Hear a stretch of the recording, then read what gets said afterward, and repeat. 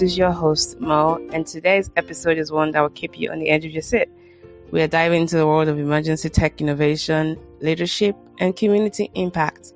Joining us today is Shawn Daniel. He is the powerhouse founder of Triune Alert LLC. It's a game-changing platform that bridges critical communication gaps when every second counts. Shawn brings a wealth of experience with a background spanning the military, law, energy engineering, and corporate leadership. From serving in Iraq and Syria to pioneering programs that gives back to the community, he's a living example of purposeful leadership. And I'd like to say a special thank you to my friends Jessica Puri and Stephen Buckley, also known as Buck, for introducing me to Shawn. So welcome to the show, Shawn. We're thrilled to have you with us today.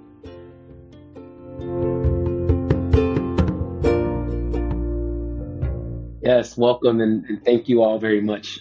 Thank you, Mo, for having me. And I echo that, Jessica and Buck are phenomenal. They're awesome. Yeah. All right, great. So let's start from the beginning, right? I always like to know about how our guests grew up, like formative years. Can you tell us a little bit about your background and how you grew up? Absolutely. Well, I grew up in Chicago, so I love the city of Chicago, more specifically Englewood, and I like to share that piece because it should give some context in terms of how long of a journey it's been. Oftentimes, for those that are not familiar with Chicago, Englewood is usually the city that people will talk about where there's a lot of violence, lots gangs, of gangs. So growing up as a child, I had my brothers, my sisters, and it wasn't just navigating normal, school, but also walking past drug dealers, walking past, people in different sections of our community that were either on drugs. And so decision making and having to observe a situation and say, no, that's not the direction I need to go. I need to go somewhere else.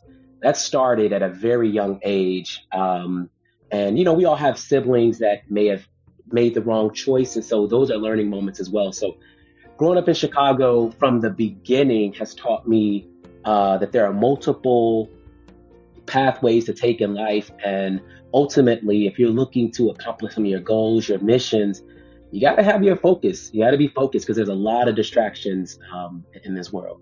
So I started, I raised in Chicago, but then later, as you said, I joined the military, which provided this opportunity for me to travel the world and really meet a lot of different people.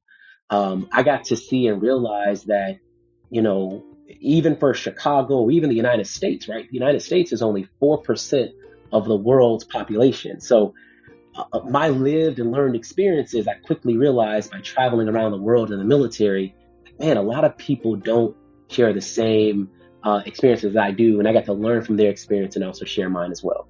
So.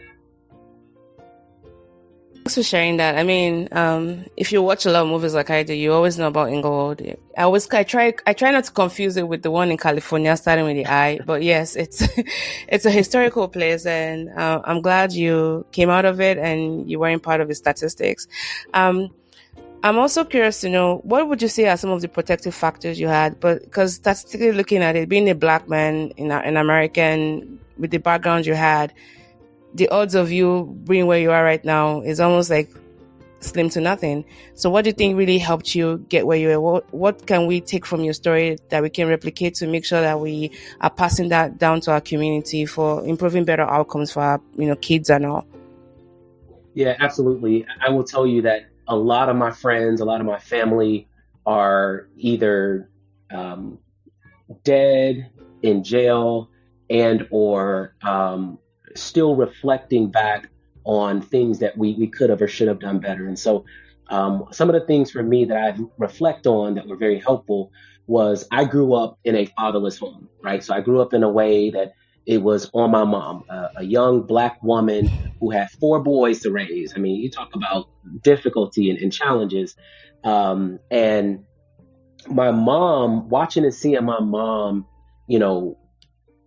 have us in, whether it's sports, after school programs, she continued to make sure we were active as much as she could and leveraging other programs. A lot of times people were not-for-profit sectors call those wraparound services, right? So Yeah. we did the Big Brother, Big Sisters program. We did a lot of different things to make sure we were actively involved with things.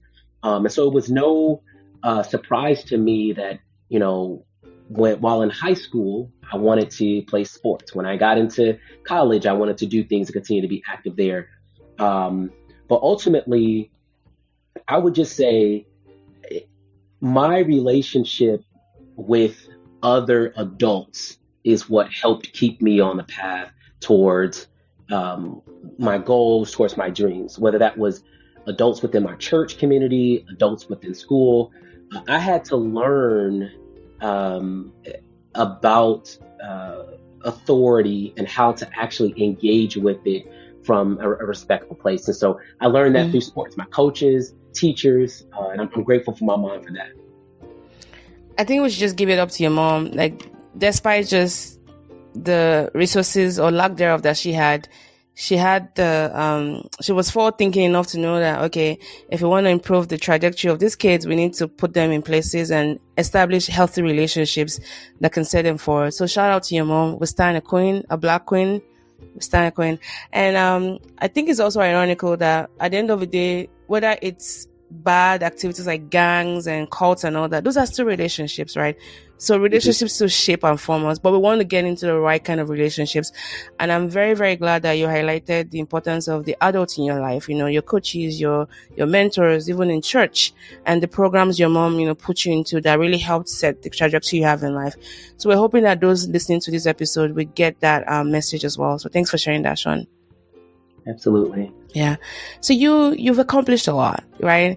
Which one came first? Was it a law degree or the military career? Can you just walk us through all of all your accomplishments and how you came about them? Absolutely. Well, I will tell you, most of them were not planned. Isn't that how life works sometimes? Right.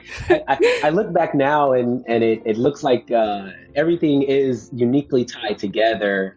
But I'll start with the military, right? Again, I recognized as a junior in high school, a moment in my life had happened, a moment in the United States. We had September 11th came about. First time in my life, we were, as a nation, under attack. And most people may not remember that one of the buildings that was targeted was a building in Chicago. And at that time, my grandmother worked at that building. And so I remember being 16 years old, and I immediately knew that we needed to, as a country, defend ourselves. We needed to stand up the same way somebody, kicks in your front door at your home. You're like, hey, you gotta start defending your house. Mm-hmm. And so just thinking through, I can never get over the fact that not only did, this horrible event happen in our country, but man, one of the buildings where my grandmother was working and was at was the target. And so at that moment, I knew I had to get involved. And so just thinking through, yes, the risk, the danger that goes with going to war, I signed up. I signed up. I went and fought in Operation Iraqi Freedom 3, as you mentioned earlier. And, from that moment, I brought in all of my street knowledge, all of the knowledge I had about navigating difficulties through the city of Chicago, having to literally, when you're in the military, hey, you still have many more people than you need than you do challenges. Yeah. So the challenges of being, having 3 other brothers, needing to beat them to the bathroom, like I brought in all of that with me to my military experience. And one thing I'd say is from that moment, I did so not only being a defender of freedom and for our country, but I did it because I knew that it came with many different benefits. I knew that my single mom had not worked a job that would eventually pay for college. So the dreams and aspirations that I had, I knew that if I were to make this investment now to protect this nation, I knew that it could open up doors and opportunities later in life, which it did. So coming back from Iraq, I immediately went to college, which was an amazing time, but a big transition. I mean, you go from Yeah. a combat Regimented zone life. into, Yeah, yeah. yes, Yeah. yes, Usually people have it the yes, other way around. You go to college and then, and then, yeah. Oh my goodness. Wow. yeah. But it was great though. I'll tell you, every experience built upon the next, right? Coming from, such a regimented, disciplined background, when I stepped into college, it was perfect because I knew how to show up on time. I knew punctuality. I knew how to work with other students to kind of drive towards a goal or a mission that we would say in the military. So I want to just call that out for the listeners because a lot of times we are figuring life out. We are, whether we're entrepreneur or we're in some corporation or we're pursuing a college degree, and it may not look like it directly correlates to your next step. But if you can just pull back on the essence, the simple things that you're learning, not the complex, not the aspects of your experience, but the simple things like teamwork, ambition, dedication, persistency, those will carry over into your next opportunity. And I'm evidence of that with all of the accomplishments I've had.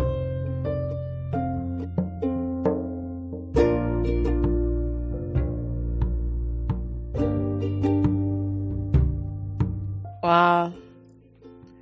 I mean, that was beautifully shared, by the way. And so a part of my job is I do a lot of speaking engagements, talking to upcoming STEM scientists. And the way I talk about my trajectory, I always have to let them know it looks good now, but I'll let you know, like 5 years, 20 years, way back in the past, I just didn't know what I was doing. I just kept going in front. I didn't want to stop. I just kept going and going until I started seeing some meaningful patterns. And I think for most of us, that's how life really comes at. So by the time we're telling our story, it looks like we're all, put together, it's all perfect. No, just keep going. And I love how you said the things you learned from the military, you were able to apply to school and everything just worked out well for you. But because you kept going, right? You kept going, even especially Right. when you didn't see the forest for the trees. And that's a lesson I think we can all learn from your story. That's right. That's Thank right. you. Thank you. So let's talk about your grandma. How's she doing, by the way? Oh, she's awesome. I love my grandmother. And Yeah, for yeah. those listening, you guys hear me talk about my grandmother a lot. I see she's really had a lot of impact in your life, right? So you talked about 9/11 and how the building that she was supposed to be at really set up your life in a way, joining the military and then you becoming, what you are today. And so let's talk about, so you have a law degree, right? Yes. Wow. What inspired you to start? I mean, I can draw a line or two based on your childhood experiences and all that, but I'm just curious to know in your own words, what inspired you to get a law degree?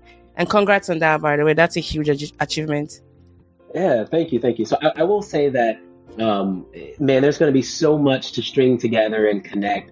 Once we get to the end here, but a couple of dots I connect for you would be when I graduated from college, I started working in different industries, but where my career began to take off was in the energy industry. Mm. And specifically, I was serving as a nuclear chemist. I went to school undergraduate for chemistry, started working as a nuclear chemist, and unlike most other professions, um, in the nuclear industry, you actually have your federal regulator on site at all times. Because of So what you're doing, you yeah. precisely, the primary focus is protecting the health and safety of the public. And I will tell you, it is, you have your supervisor, you have your manager, you have your leadership, but having a federal regulator ask you questions, again, you pull from the teamwork aspect, you pull from some of those other lived experiences, and you get on one accord, get an answer, and then you respond back to them. And so I realized that was the first time that I realized how much we do is connected to the law, because we would always ask ourselves, what's the rule? What law is it derived from? And so immediately, again, this is as a nuclear chemist, I never thought I'd be reading rule books and things like this. Yeah. But it was so important to make sure we met and stayed within a specific regulation. Yeah. And then shortly thereafter, I started to realize, like, I think I could go to the law school route. And then when I began to look at how our communities, right, if you think about the way you walk across the street, the way stop signs are put in places, neighborhoods, stop lights, and then our police force. I said, I'm a black man from Englewood. I said, if there's anyone that should understand the Yeah. law, I said it should be me. And I've always, what I'll tell you is I've always been someone that wants to learn in a way that I can teach others. So I took the nuclear chemist part and understand that I had what it takes to become a lawyer, with looking at my communities where I came from and said, oh, well, they need other black lawyers. And I said, it just makes sense. It makes sense. This is, by the way, you need to have a movie made about your story, by the way. I think it's super encouraging, because how you go from, your military career to nuclear chemistry and then a law degree, and then we haven't started talking about your current company, So, thanks for sharing all of that. Quite impressive. So let's talk about your grandma's hospitalization. I think that experience that ordeal as difficult and, stressful as it was, it really it gave birth to something that has, formed the current passion and your life work as it were. So can we talk a little bit about just what happened with your grandma and how that really led to the birth of your current company now? Do you say Triune or Triune? Triune. So Triune. I'll tell you, I forewarned you guys, I'll talk about my grandmother a lot. I love away. her. So this is your mom's mom? It is my mom's mom. That is correct. And there's dots connecting there as well. In 2009, I'll start with my mom and how my thought leadership hadn't been developed to introduce and create this type of technology yet, but the need was there. In 2009, I found myself just got off a shift in Iraq. I was in a tower watching over our base, and I was doing a 12-hour shift. And at that time, I received a call. And it was essentially a call that was saying my mom was sick, she was in the hospital, and that, the Red Cross message pretty much read she only had 3 months to live. And for a soldier to be at war, to receive that message that your mom is in the hospital, she's sick, is probably one of the most gut-wrenching, news you can give. But I had no idea. Here I was serving my country. I'm off.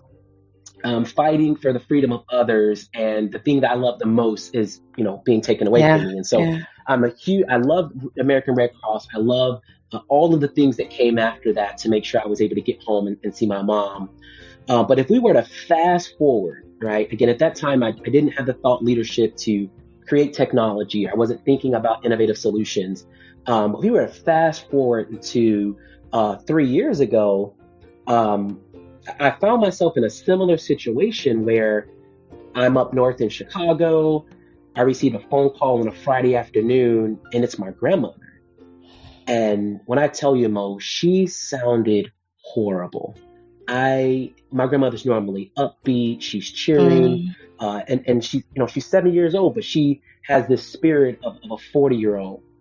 And in this moment, she sounded so hard. It was just very scary. And when I asked her what was wrong, she says, well, I had emergency surgery and I've been in the hospital since Sunday.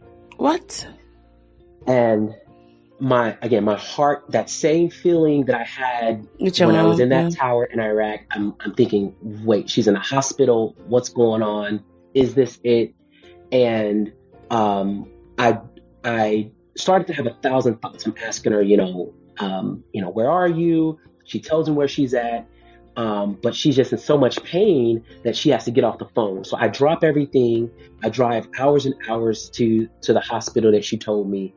And when I arrive there, it's after hours and no visitors are allowed in. The hospital, as in most people don't have the last name of their grandmother. Yeah. So the hospital would not even tell me whether she was a patient there. I'll tell you, I could not sleep that night. I stayed up all night praying and asking, what if there was a technology that anytime my grandmother was to go to the hospital, I would be able to get an alert Immediately, yeah. telling me the hospital's phone number, the address, and then also a HIPAA consent form that could give you me the the right, authority yeah. to get the information that I needed from the hospital. And Mo, I'll tell you, my grandmother was 70 at that time. She is doing very well now. She's Great. 73. Yeah. And I'll tell you that I sleep much better at night knowing that she has she's this safe, app. yeah. It's on her phone. And at that age, she's part of the elderly population. So it's not a matter of if she's going to go to the It's hospital, when, it's yeah. when. So, yeah. So we invented Triune. It's a technology. My team, it's a team of 15 of us. We have it in the Apple Store, in the Google Store, because we quickly realized, and it's actually taken from my nuclear experience, it's extent of condition. Anytime a condition like this arises, we can ask ourselves, to what extent does this condition exist in the world?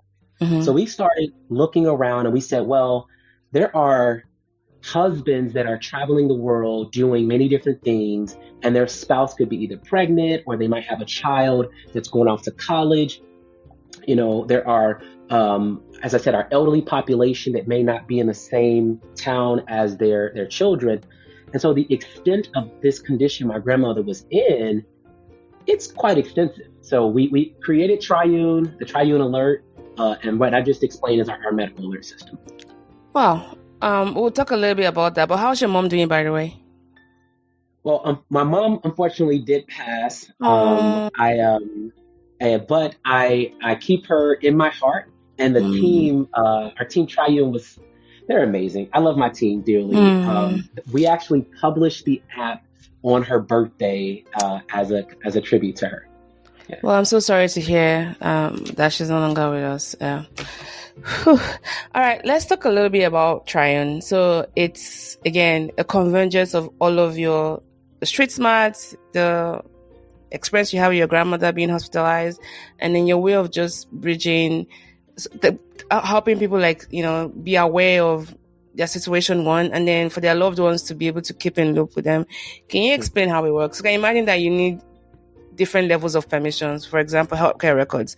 In the US, given the system we have, the payer system is mixed. Insurance, for example, is tied to your employment as well. We don't have a single payer. So HIPAA is a big deal here.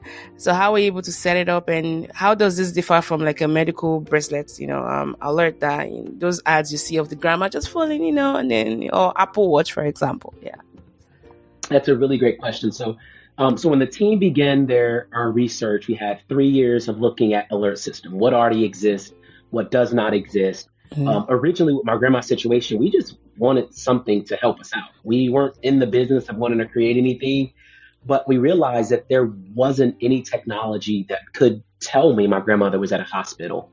And there was no technology that could give me the HIPAA consent form. So again, at this stage in my life, we just put our thought leadership hats on and we began to create.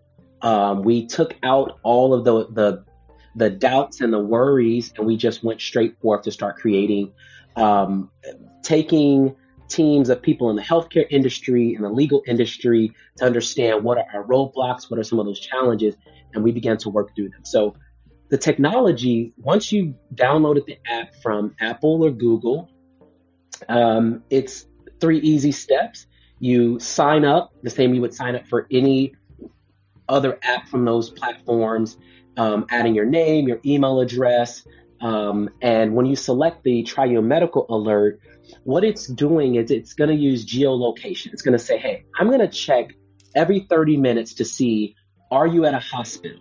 And because our company prides itself on data privacy and transparency, if the answer comes back no, we immediately delete that data. If it comes back and says, yes, this subscriber is at a hospital, it'll wait 30 more minutes, it'll check again. And in that 60-minute time frame, if it says, oh, this person is still at a medical facility, we see them in this boundary, it'll send that subscriber a notice. It'll say, hey, I see you're at a hospital. Are you visiting somebody or just, sick or anything like that? Exactly. And in that regard, you might say, yep, I'm visiting someone. You can snooze it for an hour up to a week, so that it will not check or ask again. But in the event that subscriber is either incapacitated or in some emergency situation, once it checks the next 30 minutes and it sees that they are in fact still at a hospital, what will happen then is it will send a message to their authorized contacts. So it will say, in my grandmother's situation, like I would have received a message that said, hey, Anita is in the hospital. Here's the hospital phone number. Here's the address, and here's the link to her HIPAA consent form. Because we want to make sure, one of our passions is to improve and increase the relationships between the family and friends and the hospital staff system. Yeah. What if the first time the person having the alert doesn't respond, to confirm whether they were visiting or they were actually in the hospital? What happens? So we wanted to make sure we default to notice and alert. The way that our platform is built is we would rather we send the alert and be a false alarm, if you will, versus to not be notified at all. Correct. So in the event that I'm visiting someone, I'm there for that 90-minute period, and it sends out a notice to my authorized contacts. Well, at that point, one, they're going to know I'm in a hospital, but they're likely to reach out and say, hey, I got the notice. Are you okay? And that's the communication that we find important. Letting people, if you're in an unsafe situation, we want to make sure that we start communicating around that. Good. I also noticed on your website you have the legal alert, which I think has great implications, especially being Black in the US, right? So this is if you find yourself like in an accident or facing some unsettling situation with the police, the alert will, just with a tap, it will notify your friends and family. How different, like, is it the same bracelet you would wear for the medical and the legal alert, or you have to have two separate bracelets? And how do you make sure that the cop handling you doesn't think you're trying to do something funny by just tapping on your watch, So here's where I will give kudos to my team. So we realize one of the major gaps in like emergency alert type of situations is when you have a bracelet or you have a necklace, two of the most prominent challenges there is one, keeping it charged. I have an Apple Watch myself, and I don't know where it is or where you're supposed to charge it every night by a bedside.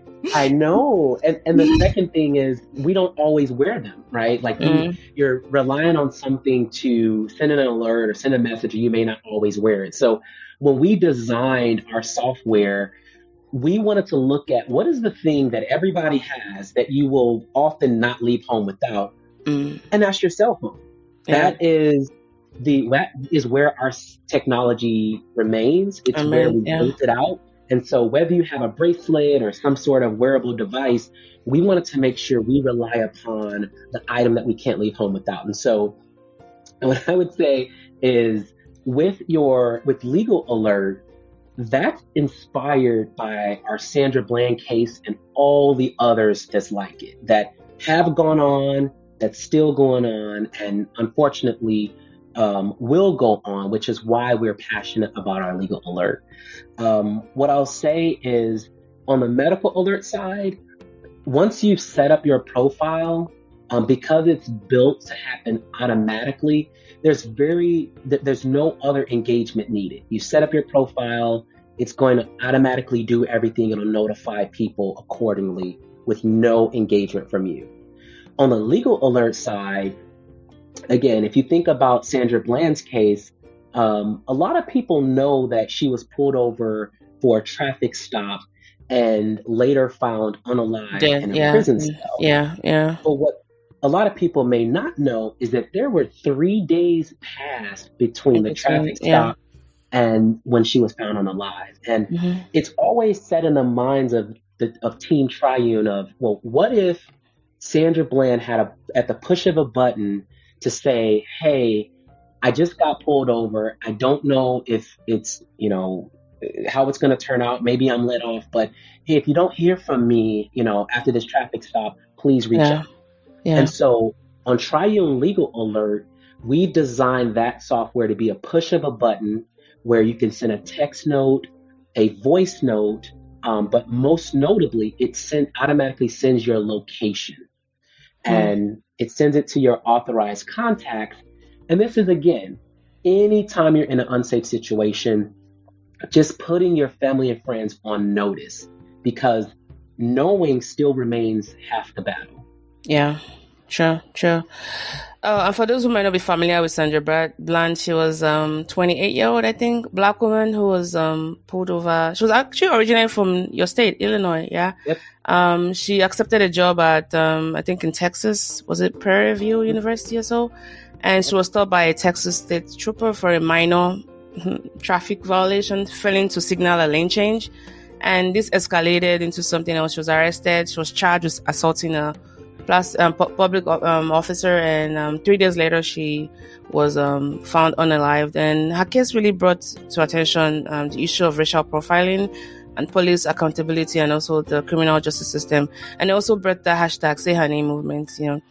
And I imagine that with your technology, it's also something, even though we've talked about it from the potential victim side, I think it's something that law enforcement should also be buying into, because it's also helping them to stay accountable.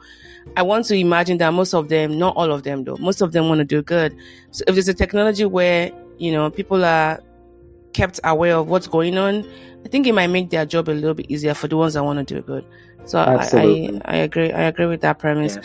Now, Absolutely. And to that end, Mo, mm, police have a lot on their plates, right? Police, right. firemen, others. And Yeah. as community members, there's some times where we can help out, right? Mm-hmm. Not all issues or unsafe conditions require the response of the police or Yeah. response of a law enforcement officer. So, to your point, we are leveraging our fans, our family, leveraging our friends to help us in our time of need, which lessens the burden on the police as well. So you're spot on with that. Yeah. Yeah.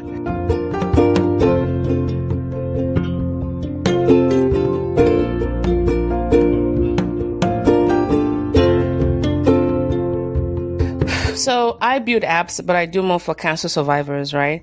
And so I do work with Black men with prostate cancer survivors. Even though we know that the mobile rate penetration in the Black community is quite high, but there's still a lot of education, as far as if you build it, make sure it's something that they would use and they will use well, right? So can you walk us through just developing your technology, especially the engagement with the potential users? Yeah. What kind of considerations did you put into place? And if you had some challenges, if you could highlight those as well and how you went about overcoming those.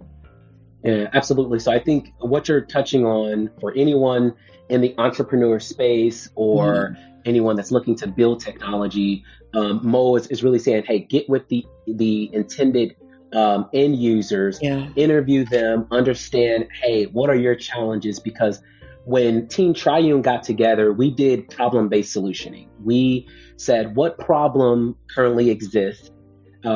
Is still ongoing and doesn't quite have the intersection of technology to resolve that problem. And then we begin to ask ourselves and ask those demographic of people, what could have made this experience safer and or better for you? So I've had quite a few conversations with a deputy and a director over the human trafficking division in Chicago, and I love our city dearly. But it's disappointing for me that Chicago it's well known that it is a human trafficking hub. Oh, So yeah. I can't think of any other unsafe condition than being taken away from being taken. So we interviewed, connected with different what we call verticals. So one in the in the human trafficking area. We interviewed residents and attending. So those are our heads of hospitals, CEOs at hospitals in the healthcare industry, as well as real estate agents, right? We've read countless reports on how female real estate agents are unsafe when they're going into empty homes to show a home to a complete stranger. And so these lifestyles and businesses are here to stay. And the complexity of these situations won't just go away on their own. So Team Triune had to say, how do we leverage technology to create a safer place for them? And what I'll say is, somebody asked, well, Shawn, what does success look like for Triune? Yeah. What does success look like? And one of the things I've shared and I will continue to share is, if only one person benefits from being able to notify their loved ones and their friends and their family, and whatever was unsafe becomes safe because of Triune, then every hour, every night, every dollar that has spent would have been worth it. So we are positioning ourselves to create safer places for those that reside in the United States. Thank you. Those are really great points, especially for tech enthusiasts and wannabe entrepreneurs, right? Because innovation is one thing, but being able to sustain, right, and get that end user engagement, and these are things you have to do before you even start any form of as you're conceptualizing the technology and all that. Make sure you engage with the end users and get their buy-in and see all of that. Now, in addition to what you do, right, you're also heavily involved in community service, right? You're doing mentorship programs like Stay in School, Tech Path, STEM. Why do you think it's essential for leaders to give back in these ways, and how do you think it has impacted your leadership style? Oh, that's a great one. So I'll answer that in two ways. One, being a fatherless child, if you are going to succeed and you're going to do great things, you have to find other people that can show you the way of doing it. And so I cannot lay claims to my successes on my own. I am not that great. I've had a lot of mentors. I've had a lot of people that have both directly and indirectly shown me the road and how to navigate things. And so I have a sense of self-applied obligation to give back, right? As I've been blessed enough to climb the various ladders of success, I want my long journey to be a shortcut to others. And as a leader, one of the most important things for you to hold on to is to never let your earning potential exceed your learning potential. So as I become more and more skilled in my particular areas of life, as you mentor people, the learning is a two-way street. You're learning, you're teaching them how to see around the corners and things that they haven't been, but they're also telling you about the new things that are coming up. They're telling you about how younger generations are seeing and viewing the world as well. So it's important because, again, I'm obligated to do so. And it's also a way for me to learn and continue to learn as a leader. I love that, especially your emphasis on learning and earning potential and the importance of giving back. And I think for people like you is also knowing that so much has been given to you, right? This is your way of paying it forward and helping people, get out of that. You've mentioned this twice, and I wanted to skirt around the issue, but I'm just going to go ahead and ask it. Let's talk about your dad, as it were. What was that? Can you explain what you mean by fatherless? Was it you didn't know who your dad was, or your dad was just never in the picture? I'd like to really, tease that out. Oh man, Mo, you're really getting it on this one, but this is real. I'm sorry. You mentioned it twice. I'm like, okay, maybe this is a sign to just ask. If you're not comfortable talking about it, that's okay.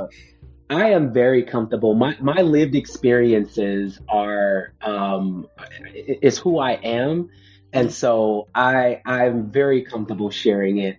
I actually just had a recent milestone, which is why I'm smiling so hard. So growing up, I will tell you, I say fatherless child because in many of our Black communities, first, and foremost, 1 out of every 3 Black males go to prison. That statistic still exists today, and it's been around for a very long time.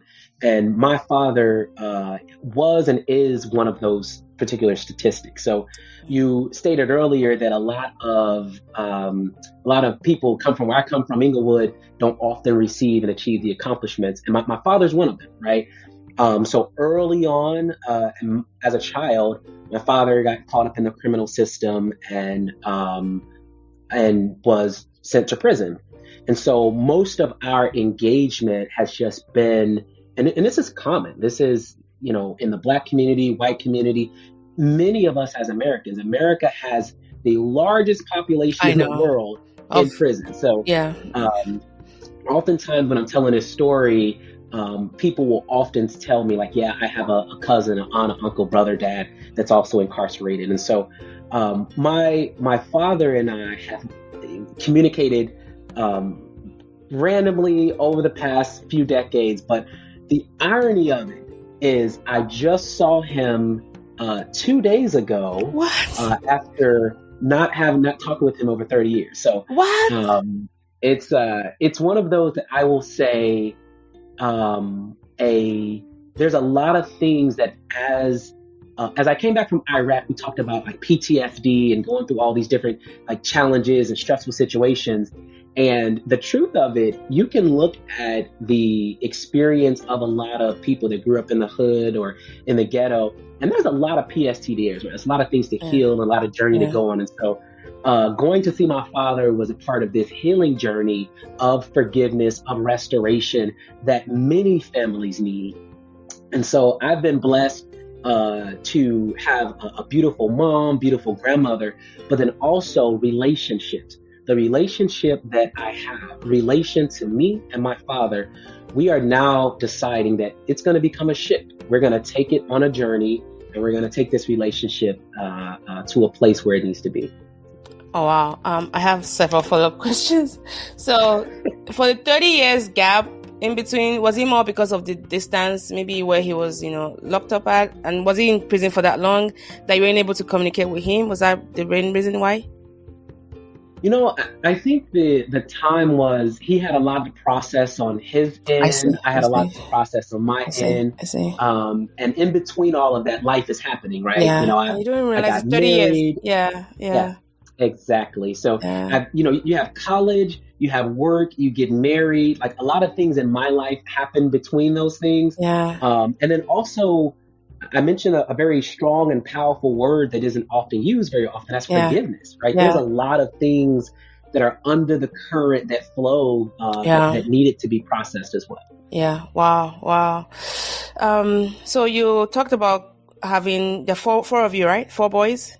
Yes. What's your position?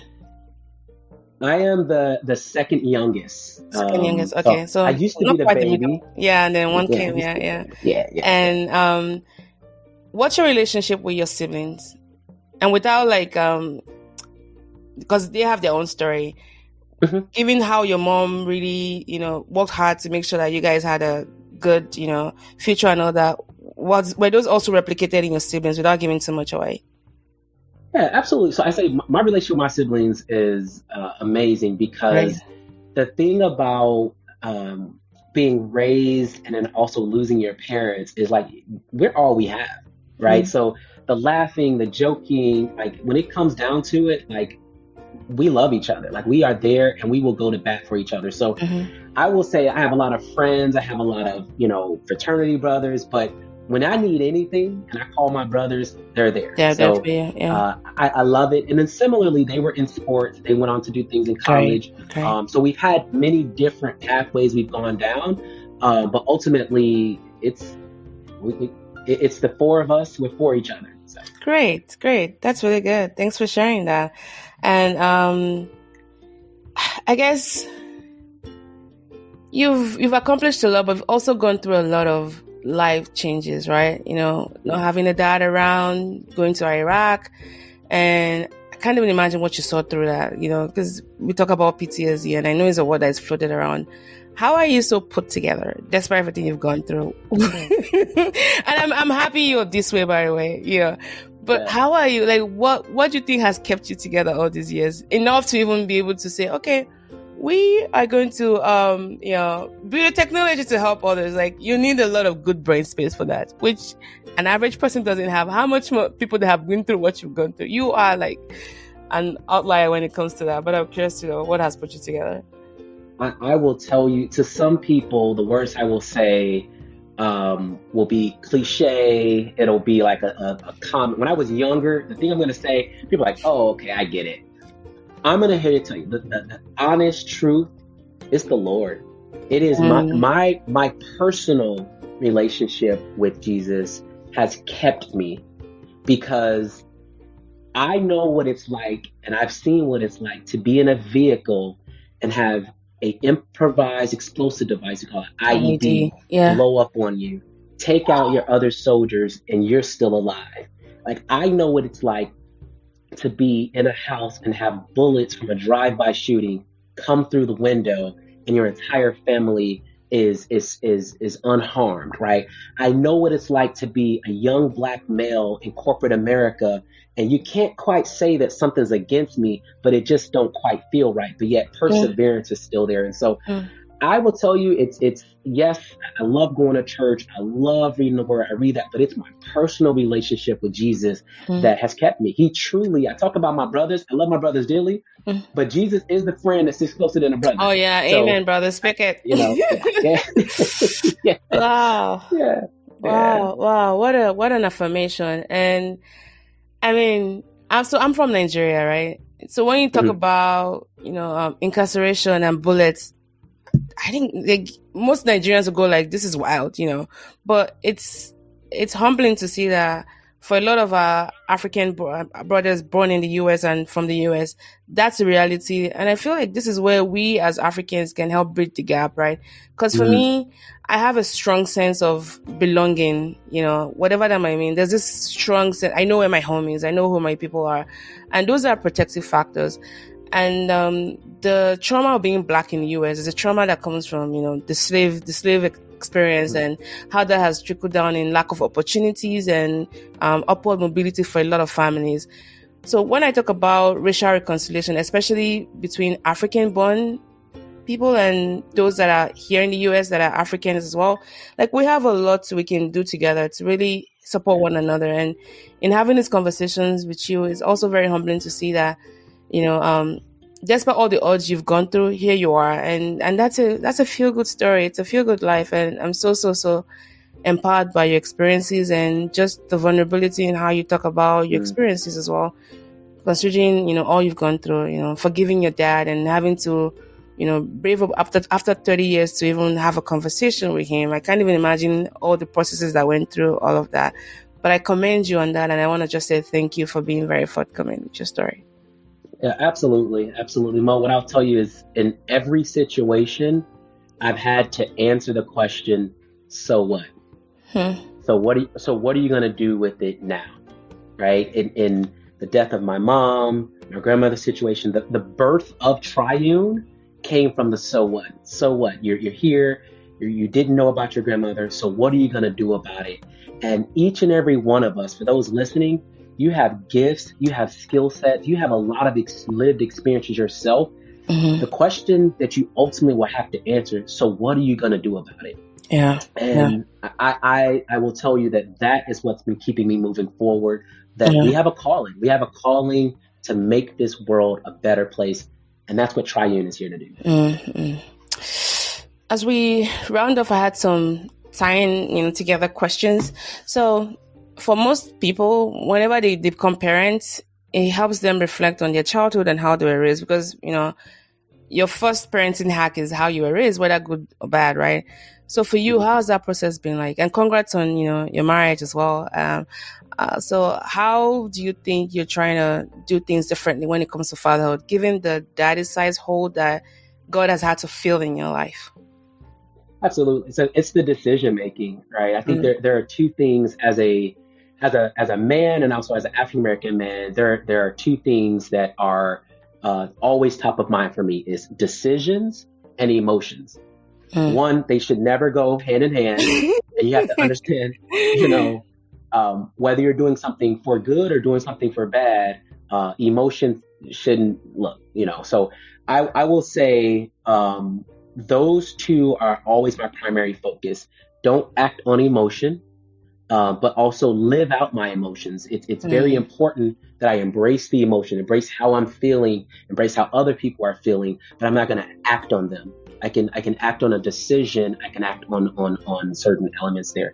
So that's kind of my focus. I reflect back on some of the things, the decisions that our parents may have made. Some of them may have done in emotional situations. And for me, I believe that a pathway forward is making sure that I'm focused on making decisions without emotions as well.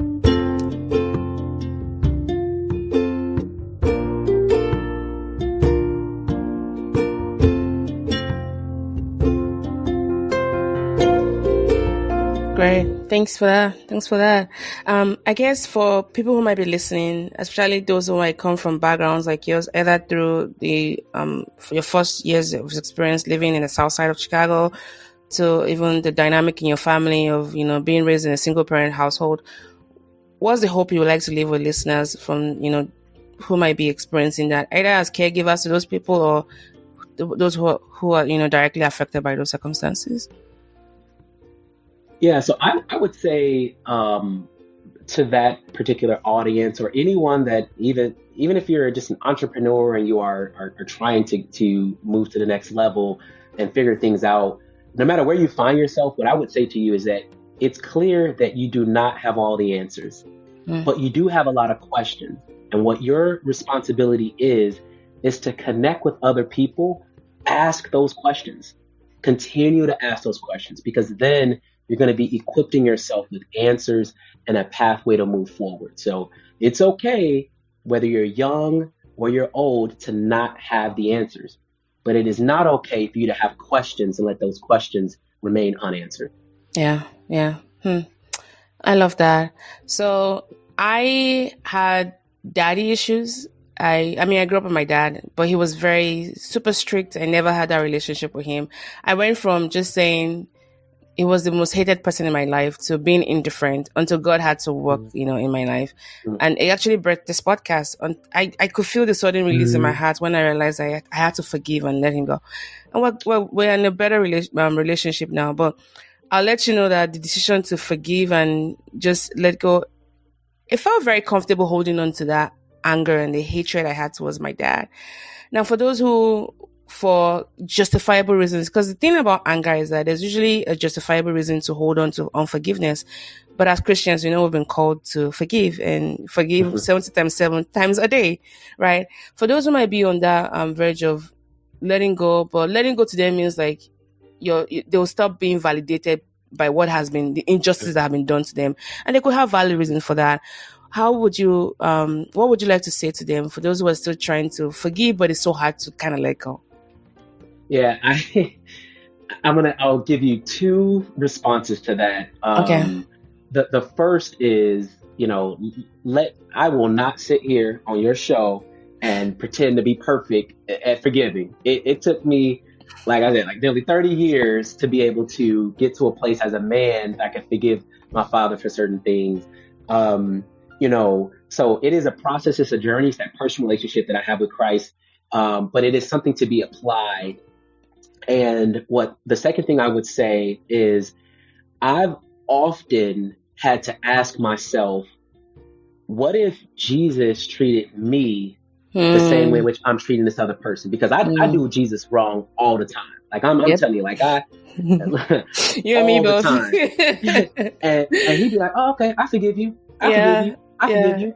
Yeah. And like, who am I to be like, "Oh, this person did this to me. I'm not forgiving them." That literally means I am more important and authoritative than Jesus. Like that. So for me, anytime that thought comes to mind for me, I'm like, all right, I got like, Lord, you got to give me the grace to start forgiving this person, because, and I'm still working on it. There are people that will remain unnameless, that I'm still working on. Lord, I need your help forgiving these people, because it is freeing. What I will tell you all is that when I choose to let go and I forgive, it opens up something In like for your, the yep, Lord to start doing things in my life and in these yeah, other areas. And so yeah. it is very freeing, is how I would phrase it. Whew. What do I have to say to that? Nothing, actually. You've said it all. And so true. Until you forgive, you wouldn't know the capacity of just what God can do through that. Like, you have to make that first step in forgiving. And I can't put into words just what opened up in me. There was no way I could have replicated that for myself. There was no way. No way. And I was justified in my anger. Like, I felt validated by the world, like, oh yeah, oh yeah, oh yeah. But then, and this is messages for Christians. If you're not a Christian, don't worry. This is not for you. Hold on to your anger, but we hope you let it go, by the way. Yeah. Find Christ. Jesus loves you. Yeah. Um, yeah. But Yeah. this And, is this and is Mo, true. Go ahead. it's Sorry. interesting because forgiveness doesn't mean you don't have boundaries or you don't have Oh no. Yeah. levels of respect for self, right? So Yep. that, would you say you held on to that, like you felt entitled to it, like I should be this, like, that's part of your process, that's part of your healing journey. But at some point, when you choose to exercise forgiveness in a Christian manner, your safe place is in Christ. Your safe place is in, like, you know what? Vengeance is that of the Lord. Like, you gonna get your lick back, guy. You will get your Yeah. lick back. And Yeah. so I would just say that, I've had to think about forgiveness as, I'm going to be obedient because God has told me to do this, but I know he's going to get his lick back. I know. Oh yeah. Yeah. He'll take care of every one of us. Now, last question I hope will be: what do you think the future is going to be like for Triune, and without giving too much of your secrets away? Oh, yeah, yeah. So right now, I'll explain in a couple of phases. Right now, this first phase that you'll find in the Apple and Google store for Triune is to bridge the gap between people that are in unsafe conditions and their families and friends. The second phase of Triune that we're going to be doing in 2025 is to equip those subscribers with their actual medical data. Because right now, if I said, hey, what's your medical history? You could probably think of a few things, but you don't I don't know know when everything. you got your Yeah. last shot, when that last tetanus shot was. And when you think about data privacy, you should own that data, not just the big insurance company and not your Or your healthcare employer. provider, right? Yeah. Or your Yeah. employer, right? So Triune phase number 2 is to equip the individual with their medical data. And the third phase of Triune involves integrating with our healthcare system. So right now, I mentioned we have a team of 15 people. Those that are outwardly facing are engaging with healthcare professionals to get partnerships with hospitals, so that when a Triune subscriber walks into a medical facility, if they have do not resuscitate form or if they have a power of attorney, that integration with the hospital, it's equipping the hospital professionals with the information they need to Mm. provide excellent care for those patients. This is great, and I wish you all the best with all of your work. And as you guys are expanding and doing all of that, if you ever want to come back again to provide some updates, we'd love to have you. I don't know if you had any final thoughts you'd like to add before we close the show today. Yeah, I would just want to thank you, Mo, for all the great Thank work you're you. doing. You are creating an amazing platform and in a safe place for people to show up as themselves and talk about how they're moving themselves and the world forward. So I want to thank you for your time and give another special shout out to Jess and Stephen Buckley. So, Yes. Jessica Puree, Stephen Parker, thank you so much. And I should just say thank you, actually. Thanks for taking out time today to talk to us, because I imagine you have a very full plate.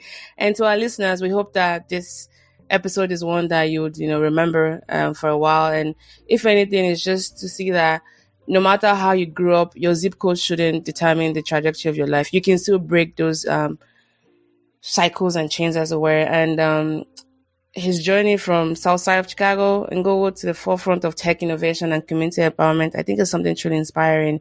And so we hope that this episode has left you motivated to make an impact wherever you are. And also the importance of forgiveness. Remember, it's not for you. Actually, it's actually for you, not for the other person. And as Christians, if you're a Christian, it's more because the Bible mandates that we have to forgive. And let God use that process to build you up, because you wouldn't know how much you're being held back by that anger that you're letting just sip down inside of you. And the world will tell you you're valid, and maybe they might be right, but then what does the word of God say about that? So we hope that this is a reminder that to please find a way to forgive, and we pray that the healing that comes from that will make you whole. And whenever you remember that incident, it's not one of pain, but you can always track it back to how your story changed for better. Yeah. That is the hope for this episode. So stay safe, everyone. And where can people find you if they want to find more about you and your technology, Shawn?